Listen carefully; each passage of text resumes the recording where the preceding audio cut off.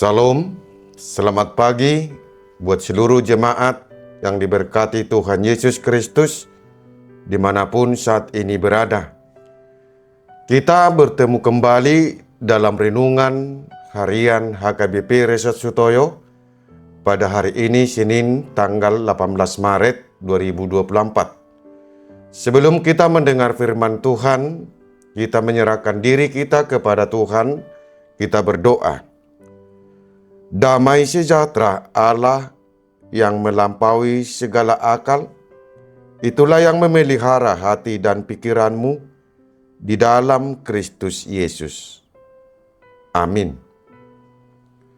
Firman Tuhan pada hari ini tertulis dalam kitab Kisah Para Rasul 17 ayat 30. Dengan tidak memandang lagi zaman kebodohan, maka sekarang Allah memberitakan kepada manusia bahwa di mana-mana semua mereka harus bertobat.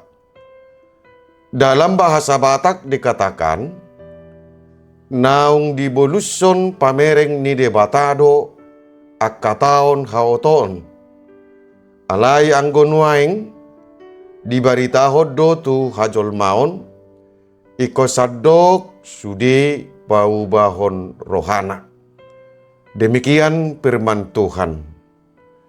Bertobatlah. Saudara-saudara yang diberkati oleh Tuhan Yesus Kristus, Rasul Paulus merasa sedih ketika dia melihat di kota Athena dipenuhi patung-patung berhala dan orang-orang Athena beribadah kepada dewa-dewa. Ketika Rasul Paulus berjalan-jalan di kota itu, Rasul Paulus menemukan tempat pemujaan mereka dengan tulisan kepada Allah yang tidak dikenal.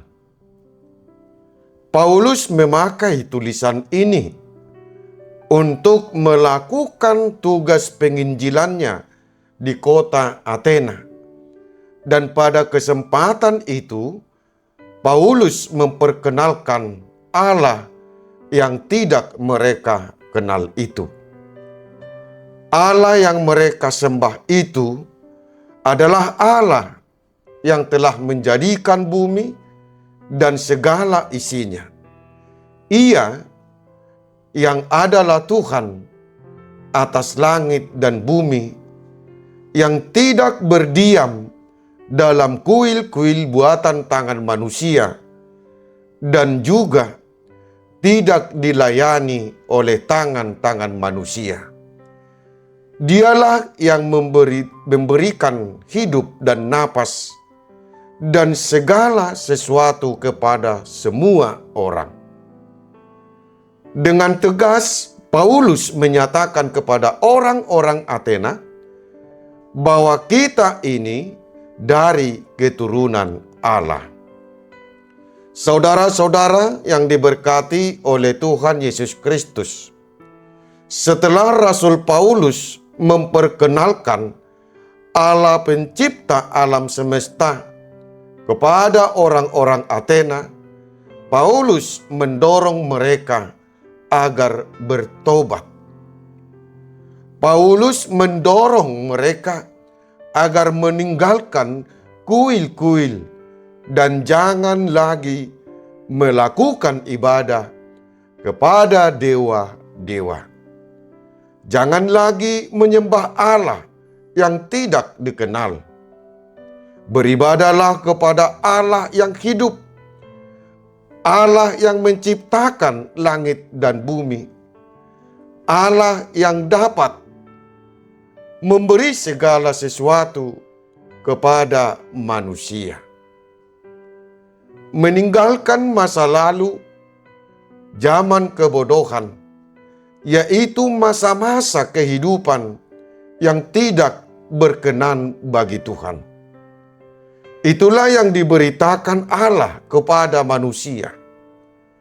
Allah telah menyatakan dirinya di dalam Yesus Kristus yang telah menderita untuk memberikan keselamatan bagi manusia.